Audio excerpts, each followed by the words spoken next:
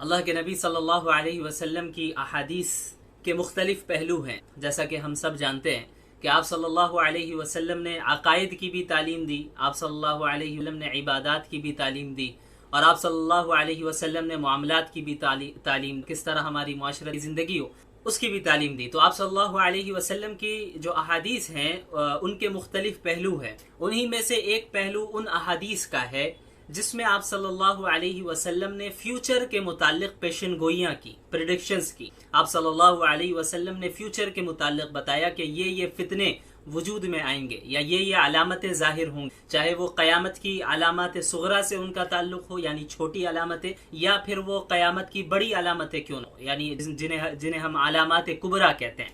तो अहादीस का वो पहलू जिसमें आप सल्लल्लाहु अलैहि वसल्लम ने क़यामत की निशानियों के मुतालिक बात की, अलामात कुबरा के मुतालिक बात की, अलामात सुगरा के मुतालिक बात की और मुख्तलिफ फितनों के मुतालिक बात की। फितना किसे कहते हैं? फितना अरबी जुबान में आजमाइश को बोलते हैं, ट्रायल्स को ट्रायल को फितना बोलते हैं। उसका प्लूरल फॉर्म जो है उसकी जमा है फितन।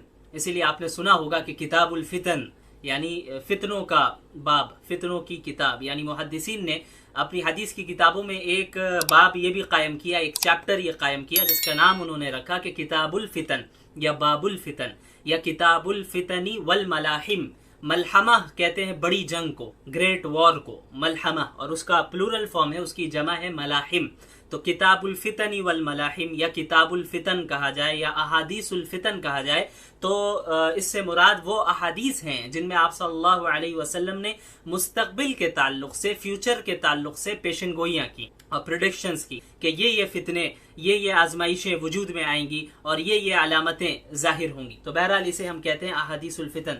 इसकी बहुत अहमियत है, खुसूसन आज के दौर में जो हम 15वीं सदी में रह रहे हैं और हम जानते हैं कि हमारे इर्द गिर्द बहुत से फितने वजूद में आ चुके हैं और जो दज्जाली फितना है और दज्जाली फितने हैं उनका भी वजूद हो चुका है और इस तरह वजूद हो गया है कि वो फितने, दज्जाली फितने पूरी दुनिया में फैल गए और अब बस इंतजार है दज्जाल की शख्सियत के खुरूज का, कि अब बस उसी का निकलना बाकी है। बाकी आप सल्लल्लाहु अलैहि वसल्लम ने क़यामत के मुतालिक जो छोटी निशानियां बयान की हैं, जिन्हें हम अलामात सुगरा कहते हैं, जो छोटी निशानियों में उनका शुमार होता है, उन्हें हम अलामात सुगरा कहते हैं।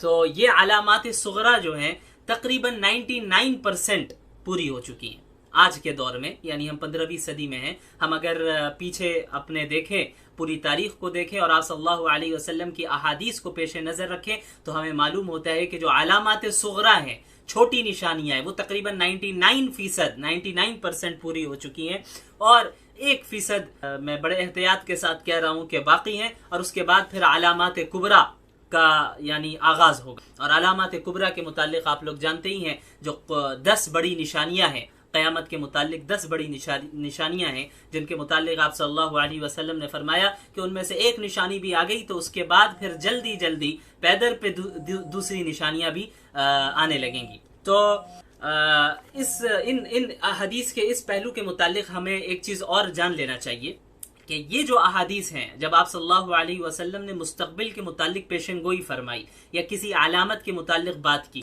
तो जाहिर सी बात है कि आप सल्लल्लाहु अलैहि वसल्लम जब उस हदीस को बयान फरमा रहे थे तो उस वक्त तो वो फितना या वो अलामत तो जाहिर नहीं हुई थी। जाहिर सी बात है वो फ्यूचर के मुतालिक प्रेडिक्शन है, वो फ्यूचर के मुतालिक पेशन गोई थी। तो बाद में फिर उसका वजूद आया, यानी उसका वजूद बाद में हुआ। तो मसलन अगर अल्लाह के नबी सल्लल्लाहु अलैहि वसल्लम ने किसी एक निशानी की तरफ इशारा किया और किसी एक फितने की तरफ इशारा किया और उस इशारा करने के बाद तकरीबन चौथी या 5वीं सदी में उस निशानी का वजूद हुआ या उस फितने का वजूद हुआ, तो जाहिर सी बात है कि जो उसके वजूद से पहले जो ज़माना गुजरा है और जो उलमा गुजरे उन्होंने अपने ज़माने के एतबार से और उनके पास जो कुरान और हदीस का इल्म था और जो बसीरत अल्लाह ताला ने उन्हें अता की थी उसके मुताबिक उन्होंने तशरीह की। उस हदीस की तशरीह मतलब एक्सप्लेनेशन, उस हदीस की एक्सप्लेनेशन, उसकी तशरीह उन्होंने अपने इल्म के मुताबिक की। हालांकि वो फितना या वो निशानी उस वक्त तक जाहिर नहीं हुई थी, वो निशानी उनके ज़माने ज़माने में वजूद में नहीं आई थी, तो उन्होंने अपने एतबार से उसकी तशरीह कर ली। लेकिन बाद में जब उसका वजूद हो गया तब 100% हमें मालूम चल गया कि आप सल्लल्लाहु अलैहि वसल्लम ने जो ये बात इरशाद फरमाई थी उससे मुराद यही फितना है,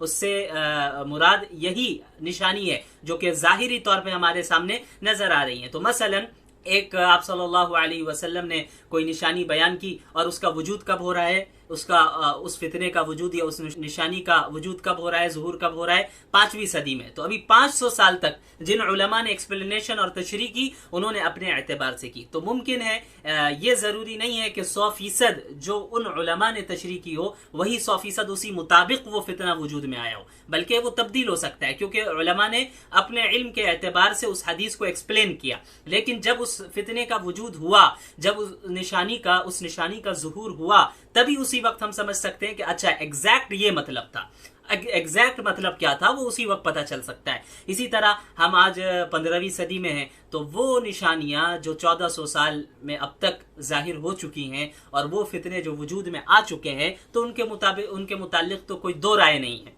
कि आप सल्लल्लाहु अलैहि वसल्लम ने पहले ही पेशन गोई फरमा दी थी और वो चीज़ें बिल्कुल जाहिर हो चुकी हैं। हम देख रहे हैं माजी में भी जाहिर हो चुकी है वो चीज़ें, और आज भी हम देख रहे हैं कि वो फितने वजूद में आ चुके हैं।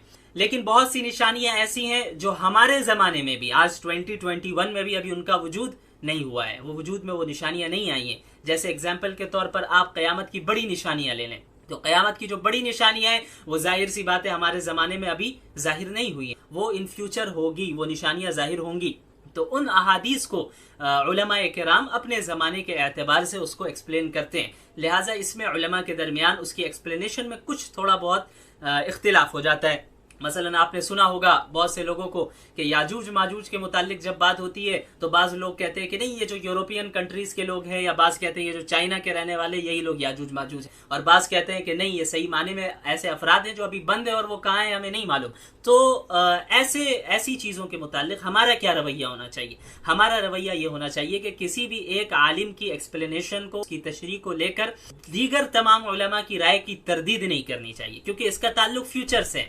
हाँ, इस बात की पॉसिबिलिटी है कि फुला आलिम दीन जो बात इरशाद फरमा रहे हैं ऐसा सच हो सकता है, और फुला जो कह रहे हैं वो भी सच हो सकता है। लेकिन दोनों में से ज्यादा सही राय कौन सी है, यानी सही राय बिल्कुल कौन सी है, ये तो उसी वक्त हमें मालूम चलेगा जब उस फितने का वजूद हो जाएगा, जब वो निशानी जाहिर हो जाएगी। तो उससे पहले किसी एक राय पर हतमी फैसला कर देना कि नहीं फुला आलिम दीन ने याजूज माजूज के मुतालिक जो राय दी है बस वही सही है, उसके मुतालिक कोई राय सही नहीं है, ये ज्यादती होगी, ऐसा करना मुनासिब नहीं है, क्योंकि इसका ताल्लुक फ्यूचर से, और फ्यूचर अल्लाह के सिवा कोई नहीं जानता, और वही का सिलसिला मुनक़ते हो चुका है। अल्लाह ताला फ्यूचर के मुताल्लिक अगर कोई बात बंदों को बताते तो अल्लाह के नबी सल्लल्लाहु अलैहि वसल्लम के जरिए बताते, लेकिन अब नबूवत का सिलसिला बंद हो चुका है, तो अब फ्यूचर के मुताल्लिक कोई दावा नहीं कर सकता, उसका इल्म सिर्फ अल्लाह के पास है। तो अब कौन सी एक्सप्लेनेशन, कौन सी तशरीह सही है उन फितनों के मुतालिक जो फितने अभी वजूद में नहीं आए हैं, जिनका ताल्लुक मुस्तकबिल से है, तो वो तो उसी वक्त हमें पता चलेगा। लेकिन हम तमाम उलमा के आरा को, उनकी ओपिनियंस को हम पॉसिबिलिटी के तौर पे जरूर ले सकते हैं कि फुला आलिम दीन की इस फितने के मुतालिक, इस निशानी के मुतालिक ये राय है, इस बात का इम्कान है कि ये बात सही हो। इसी तरह फुला आलिम दीन की ये बात है, ये राय है, इस बात का इम्कान है कि इनकी राय सही हो। हाँ, हम ये कह सकते हैं कि इनमें से ज्यादा बेटर ओपिनियन कौन सा है, इनमें से ज्यादा बेहतर राय कौन सी है, हम ये तो कह सकते हैं। लेकिन किसी एक आलिम दीन की राय को लेकर हम इस तरह का फैसला करें कि बाकी तमाम उलमा की राय को यानी तरदीद कर दें उसकी और उसे रद्द कर दें, ये दुरुस्त नहीं है, क्योंकि इन निशानियों का ताल्लुक मुस्तकबिल से है, जो हमारे ज़माने में इन निशानियों का अब तक वजूद नहीं हुआ है। और मैंने बताया कि जो निशानियां वजूद में ऑलरेडी आ चुकी हैं, तो फिर जाहिर सी बात है उसमें कोई दो राय नहीं है। तो ये रवैया हमारा होना चाहिए अहादीसुल फितनी वल मलाहिम के ताल्लुक से खुसूसन। चलिए, तो अहादीसुल फितन में एक सबसे पहले तो हमें एक बहुत ही अहम हदीस हमारे सामने है, उसे हमें पढ़ना चाहिए, उसे हमें समझना चाहिए कि आप सल्लल्लाहु अलैहि वसल्लम ने पेशेनगोइयां की हैं, उसका क्या मतलब है। एक चीज ये भी हमेशा याद रखें, आप सल्लल्लाहु अलैहि वसल्लम की भी पेशेनगोइयां हैं, प्रेडिक्शंस हैं फ्यूचर के मुताल्लिक, वो सिर्फ खबर नहीं है, सिर्फ इंफॉर्मेशन नहीं है। यानी ऐसा नहीं है कि आप सल्लल्लाहु अलैहि वसल्लम ने बता दिया कि भाई ऐसा होगा तो बस होना है और हमें कोई फिक्र करने की जरूरत नहीं, बल्कि अहादीसुल फितन का जो पहलू है, यानी अहादीस का वो पहलू जिसका ताल्लुक फितन और मलाहिम से है, उन अहादीस के फिर दो पहलू हैं। एक पहलू तो यही है कि उसमें आप सल्लल्लाहु अलैहि वसल्लम ने खबर दी, इंफॉर्मेशन है, ये खबर है कि मुस्तकबिल में या क़यामत के करीब या मुस्तकबिल में ऐसा होना है, ये चीज़ वजूद में आएगी, ये फितना वजूद में आएगा, ये निशानी जाहिर होगी। एक तो खबर है, इंफॉर्मेशन है, लेकिन दूसरा पहलू इसमें तंबीह है, तहजीर है कि उम्मत मुस्लिमा को मुतनब्बिह भी आप सल्लल्लाहु अलैहि वसल्लम ने कर दिया कि देखो ये निशानी जाहिर तो जरूर होगी, लेकिन हर मुसलमान को चाहिए कि उससे बचा रहे, उस फितने से अपने आप को महफूज रखे, उस आजमाइश से अपने आप को महफूज रखे, उस निशानी से अपने आप को बचा के रखे। वो खुद जो है शकावत में मुब्तला ना हो जाए, वो खुद गुमराही में मुब्तला ना हो जाए, या इन गुमराहियों को वजूद में लाने में वो शरीक ना हो जाए, इन फितनों को वजूद में लाने में वो शरीक ना हो। लिहाजा जब भी हम उन अहादीस का मुताला करें, उन अहादीस को पढ़ें जिनका ताल्लुक फ्यूचर के में यानी पेशनगोइयों से है, प्रेडिक्शन से है, फ्यूचर के फितनों से है, आजमाइशों से है और निशानियों से है, तो फिर हमें इसमें दोनों चीजों की रियायत करनी चाहिए। पहली चीज तो यही है कि हाँ, आप सल्लल्लाहु अलैहि वसल्लम ने ये पेशनगोई फरमाई है तो ये 100% सही होकर रहेगी, क्योंकि आप सल्लल्लाहु अलैहि वसल्लम का कौल है और ये आप सल्लल्लाहु अलैहि वसल्लम ने एक इंफॉर्मेशन, एक खबर हमें दे दी है। और दूसरा पहलू क्या होना चाहिए कि हम अपने आप को महफूज करें, अपने ईमान की हिफाजत करें, अपने घर वालों और दीगर मुसलमानों की हिफाजत की फिक्र करें कि इन फितनों में हम मुब्तला ना हो जाए, इन फितनों से हम अपने आप को महफूज रखें। जाहिर तो होना है, इन फितनों को जाहिर तो होना है, इन निशानियों को जाहिर तो होना है, लेकिन हम किस तरह इन चीजों से बच सकते हैं? तो अहादीस के इन पहलू में आप सल्लल्लाहु अलैहि वसल्लम ने इन दोनों जानिब हमारी रहनुमाई फरमा दी है कि क्या निशानियां आने वाली है और किस तरह हमें महफूज भी रहना है। तो एक हदीस मेरे पेश नजर इस वक्त है, सबसे पहले हजरत, ये सही बुखारी की रिवायत है, हजरत अबू सईद खुदरी रज़ियल्लाहु तआला अन्हु फरमाते हैं कि अल्लाह के नबी सल्लल्लाहु अलैहि वसल्लम ने फरमाया, लतत्तबिउन्न सुनन मन कान क़ब्लकुम शिबरन बिशिबरिन व ज़िराअन बिज़िराअन हत्ता लौ दखलू हुज्र ज़ब्बिन लदखलतुमूह क़ालू अल यहूद वन नसारा क़ाल फमन। अब इस हदीस का तर्जुमा सुन ले। हजरत अबू सईद खुदरी रज़ियल्लाहु अन्हु फरमाते हैं कि रसूलुल्लाह सल्लल्लाहु अलैहि वसल्लम ने इरशाद फरमाया कि यकीनन ऐसा होगा कि तुम यानी उम्मत मुस्लिमा, यानी मेरी उम्मत के लोग पिछली उम्मतों के तरीकों की पैरवी करने लगोगे, पिछली उम्मतों के तरीकों को फॉलो करने लगोगे।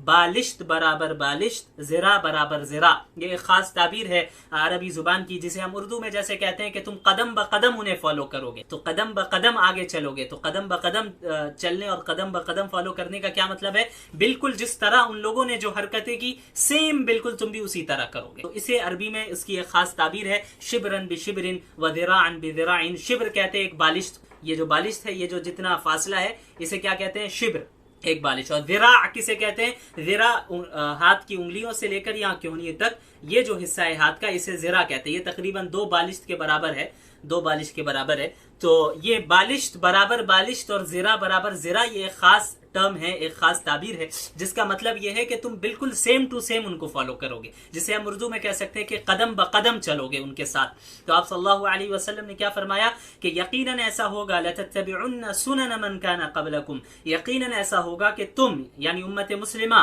पिछली उम्मतों के तरीकों को फॉलो करोगे, बालिश्त बराबर बालिश्त और ज़िरा बराबर ज़िरा, यानी कदम ब कदम चलोगे, यहाँ तक के हत्ता लौ दखलू हुज्र ज़ब्बिन लदखलतुमूह, कि यहाँ तक के अगर वो किसी गोह के बिल में घुसे होंगे तो तुम भी उस बिल में घुस जाओगे। गोह एक जानवर का नाम है, एक लिजर्ड है, जो बड़ा लिजर्ड होता है। इसे आप गूगल में सर्च कर सकते हैं। इसे अरबी में ज़ब कहते हैं, ज़ब्बुन, ज़ाद बा ज़ब्बुन। इसे उर्दू में गोह कहते हैं। एक बड़ा लिजर्ड है, बड़ी छिपकली है।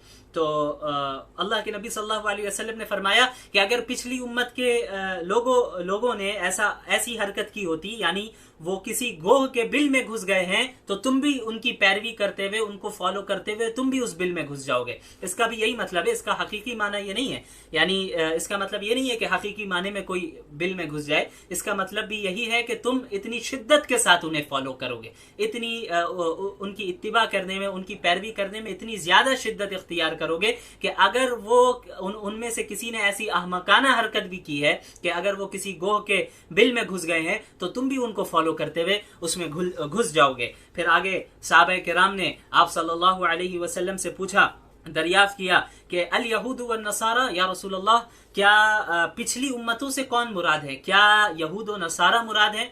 पिछली उम्मतों से क्या यहूद व नसारा मुराद है? तो आप सल्लल्लाहु अलैहि वसल्लम ने फरमाया कि फमन, और कौन, यानी पिछली उम्मतों से मुराद यहूद और नसारा ही है। अब देखिए, इस हदीस को जब आप सल्लल्लाहु अलैहि वसल्लम ने बयान फरमाया है, जाहिर सी बात है उस वक्त तो ये चीज़ वजूद में नहीं आई थी। उस वक्त तो ऐसा नहीं था कि मुसलमान यहूद और नसारा की इत्तिबा कर रहे थे, बल्कि सहाबा किराम की जमात थी जो आला तरीन जमात है। अंबिया अलैहिमुस्सलातु वस्सलाम के बाद आला तरीन जमात सहाबा किराम की जमात है, और उनसे तो कभी तसव्वुर भी नहीं किया जा सकता कि वो यहूद और नसारा की इत्तिबा करे। वो तो ऐसी कौम है, वो ऐसे अफराद थे जिन्होंने यहूद और नसारा, कैसर और किसरा के तख्त को ही उलट कर रख दिया, तो वो उनकी इत्तिबा कैसे कर सकते हैं? वो आप सल्लल्लाहु अलैहि वसल्लम की तो जान माल हर एतबार से उनका साथ देते और इस दीन का साथ देते। तो जाहिर सी बात है, जब ये हदीस आप सल्लल्लाहु अलैहि वसल्लम ने बयान फरमाई और जब ये पेशन गोई और ये प्रेडिक्शन की, तो उस वक्त ये चीज वजूद में नहीं आई थी। तो मुमकिन है कि सहाबा किराम को इस एतबार से तो जरूर ताज्जुब हुआ होगा कि मुसलमान भी ऐसा कर सकते हैं कि हम आप सल्लल्लाहु अलैहि वसल्लम के लिए हमने हर चीज को कुर्बान किया, इस दीन के लिए हर चीज को कुर्बान कर दिया, हमने अपनी जान माल वतन अहलो अयाल सब कुछ छोड़ दिया और इस दीन की सरबुलंदी के लिए हमने कोशिशें की और पूरी दुनिया में हम दीन की तबलीग और इसको फैलाने में, आम करने में हम लग गए। तो क्या ऐसी नस्ल भी आएगी, मुसलमानों की ऐसी नस्ल भी आएगी कि वो यहूद और नसारा की इस तरह इत्तिबा करने लगेंगे कि उनके साथ कदम ब कदम चलेंगे? तो जाहिर सी बात है उस वक्त ये चीज तो जाहिर नहीं हुई थी। लेकिन आप और हम अगर अपने आप से पूछें और अपने आप से सवाल करें तो यकीनन हम यही कहेंगे कि ये वो जमाना जरूर आ गया है कि आप सल्लल्लाहु अलैहि वसल्लम की ये हदीस 100% सही हो गई। ये वो जमाना है जिसमें आप सल्लल्लाहु अलैहि वसल्लम की जो प्रेडिक्शन है, जो पेशन गोई है, वो 100% सच साबित हो गई है। अब आप खुद गौर करें कि आज उम्मत मुस्लिमा में तमाम वो बुराइयां शामिल हैं जो पिछली उम्मतों में शामिल थी। आप खुद गौर करें, अगर आपको मौका मिले आप पिछली उम्मतों की तारीख को पढ़ें, पिछली उम्मतों में खुसूसन यहूद और नसारा, चूंकि इस हदीस में जिक्र किया गया है यहूद और नसारा, उनकी तारीख को पढ़ें, उनके अंबिया और उनकी कौमों के मुतालिक पढ़ें, तो जो बीमारियां उन कौमों में थी वो बीमारियां आज उम्मत मुस्लिमा में भी है। तो आप सल्लल्लाहु अलैहि वसल्लम ने फरमाया कि पिछली उम्मत की बुराइयां और पिछले उम्मत की सारी बुराइयां तुम्हारे अंदर आएगी और तुम उन बुराई में उनको फॉलो करोगे और कदम ब कदम फॉलो करोगे, इस तरह फॉलो करोगे और बहुत ज्यादा शिद्दत इख्तियार करोगे। आप देखें कौम शुएब अलैहिस्सलातु वस्सलाम की कौम के अंदर जो बीमारी थी वो हमारे अंदर दाखिल है। शुएब अलैहिस्सलातु वस्सलाम अपनी कौम से कहा करते थे वला तबखसुन नास अशियाअहुम, कि तुम लोगों में के लिए नाप तोल में कमी ना करो। नाप तोल में कमी करना ये एक बहुत बड़ी बीमारी थी कौम शुएब की। आज ये देखें, आज हमारे यहाँ आप चले जाएं बाजार में कोई मामलात करें तो मुसलमान धोखा दे रहा है, एक दूसरे मुसलमान को भी धोखा दे रहा है, गैर मुस्लिम को भी धोखा दे रहा है। आज गैर मुस्लिमों पर एतमाद कर लिया जा रहा है लेकिन मुसलमान पर कोई एतमाद करने के लिए तैयार नहीं है। वो डर रहा है कि मुसलमान धोखा देगा। क्यों इतने मामलात खराब हुए? ऐसे मामलात शुएब अलैहिस्सलातु वस्सलाम की कौम में थी, यानी ये खराब मामलात वो किया करते थे, नाप तोल में कमी बेशी किया करते थे, मामलात में एक दूसरे को धोखा दिया करते थे। तो वही बीमारी आज इस उम्मत मुस्लिमा में भी है। और कौम लूत की बीमारी कितनी घिनौनी बीमारी थी, आज उम्मत मुस्लिमा में वो बीमारी भी दाखिल है। इसके अलावा आप यहूद को देखिए, आप सल्लल्लाहु अलैहि वसल्लम की अहादीस का अगर आप मुताला करें, तफासिर का मुताला करें, तो आपको मालूम होगा कि जब हजरत मूसा अलैहिस्सलातु वस्सलाम मबूस हुए बनी इसराइल की तरफ, और पूरी फिर बनी इसराइल की आप तारीख को पढ़ें कि किस तरह वो कोताही किया करते थे और मुखालफत किया करते थे। एक तरफ उनका दावा था कि मैं मूसा का मानने वाला हूं,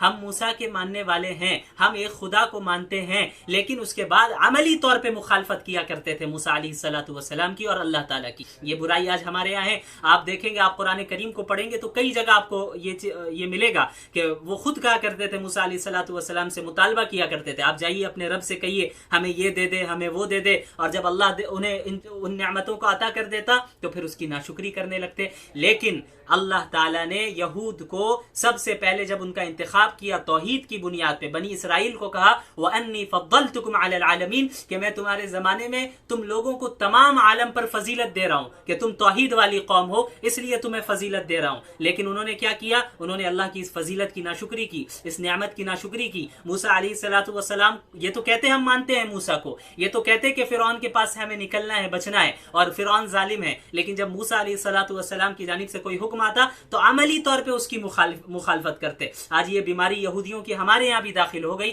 उम्मत मुस्लिमा के भी अंदर। हम ये तो कहते हैं हम आशिक़ रसूल है, हम ये तो कहते हैं कि हम आशिक़ अहले बैत अकलियत हैं, हम ये तो कहते हैं कि हम मुसलमान हैं, हम ये तो कहते हैं कि कुरान और हदीस पर हमारा ईमान है, लेकिन अमली तौर पे हम उसकी मुखालफत करते हैं। इस्लाम कहता है नमाज पढ़ो, हम अमली तौर पे नहीं पढ़ते। इस्लाम कहता है हिजाब पहनो, हम अमली तौर पे नहीं पहनते। इस्लाम कहता है दाढ़ी रखो, हम अमली तौर पे नहीं रखते। इस्लाम कहता है कि तुम अपने मामलात को सुधारो, हम अमली तौर पे नहीं करते। इस्लाम कहता है अपने खानदानी और मुआशरती जिंदगी को सुधारो, हम ऐसा अमली तौर पे नहीं करते। इस्लाम कहता है झूठ ना बोलो, हम अमली तौर पे झूठ ही बोलते हैं। इस्लाम कहता है कि एक दूसरे को धोखा ना दो, लेकिन इस्लाम की इस तालीम को हम कबूल नहीं करते। अगर से हम ये कहते हैं कि हम मुसलमान हैं, तो अमली तौर पे हम भी उसी तरह मुखालफत कर रहे हैं जिस तरह यहूद किया करते थे। और रसूलुल्लाह सल्लल्लाहु अलैहि वसल्लम ने फरमाया लतत्तबिउन सुनन मन कान क़ब्लकुम शिब्रन बिशिब्रिन, कि तुम अपनी पिछली उम्मतों के तरीकों को 100% कदम ब कदम उनकी पैरवी करोगे, उन्हें फॉलो करोगे। लिहाजा हमें गौर करने की जरूरत है कि जब यहूदियों ने अपने आप को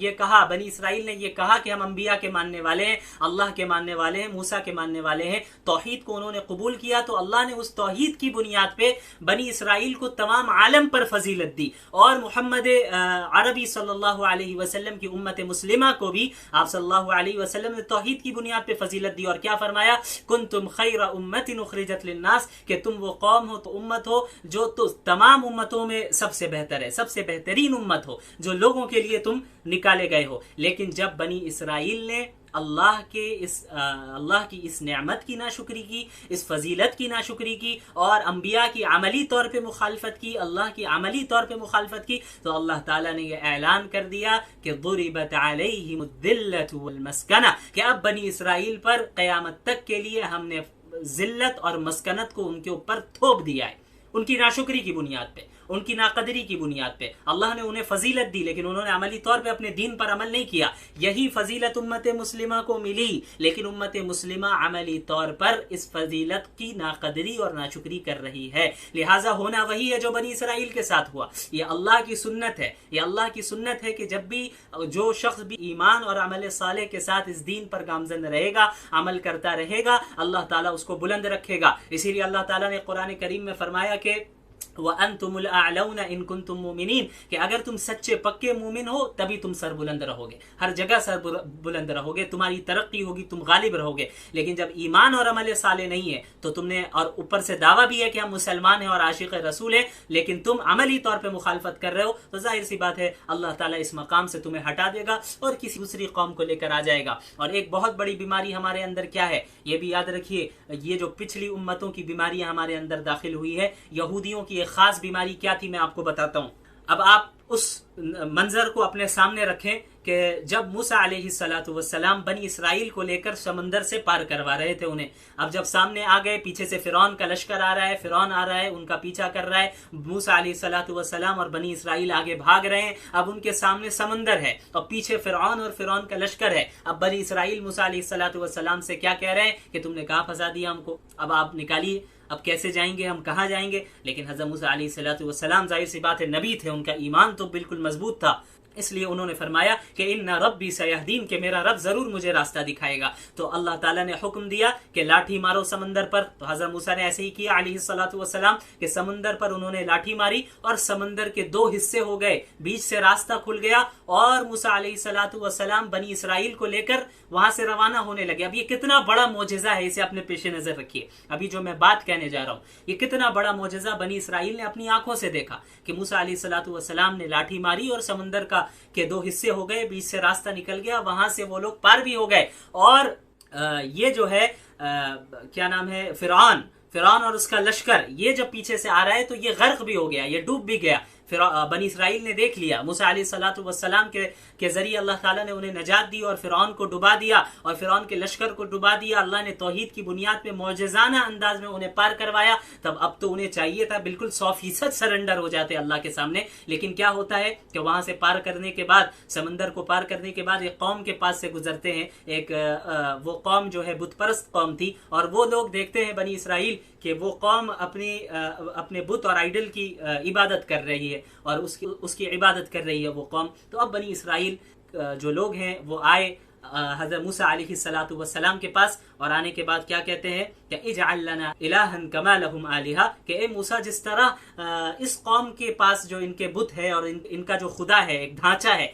वैसे ही ढांचा हमें भी बना के दे दीजिए, हमें भी एक बुत बना के दे दीजिए कि हम भी इबादत करें। अब आप देखें ये बीमारी यहूदियों के अंदर क्या थी कि दूसरी कौम से मरूब हो जाना, दूसरी कौम के कल्चर को अपना लेना। हालांकि वो तौहीद वाले थे, उन्होंने अभी इतना बड़ा मोजज़ा देखा, अल्लाह ताला ने किस तरह उन्हें पार करवाया, तो अब तो चाहिए था कि तौहीद पे और ज्यादा वो स्ट्रांग हो जाते, लेकिन उनकी क्या बीमारी थी, फौरन दूसरे कल्चर से, दूसरी कौम से मुतासिर हो गए और उनके कल्चर को उन्होंने अपनाने की कोशिश कर ली। ये बीमारी थी। हज़रत मूसा अलैहिस्सलातु वस्सलाम ने फरमाया कि इन्नकुम कौमुन तजहलून, तुम बिल्कुल जाहिल कौम हो, तुम्हें कुछ नहीं मालूम, ना वाकिफ कौम हो, तुम्हें तो हमने तौहीद की बुनियाद पे अल्लाह ने तुम्हें नजात दी और फिर तुम शिर्क की तरफ जा रहे हो, फिर कह रहे हो कि हमें एक ढांचा बनाकर दे दीजिए, एक खुदा बनाकर दे दीजिए जिसकी हम इबादत करें। तो ये बीमारी यहूदियों के अंदर और बनी इसराइल के अंदर खुसूसन थी कि वो दूसरी कौम से मुतासिर होकर उनके कल्चर को इख्तियार करने लगते थे। अब आप उम्मत मुस्लिमा पर गौर कीजिए, क्या ऐसा नहीं है कि यहूदियों और बनी इसराइल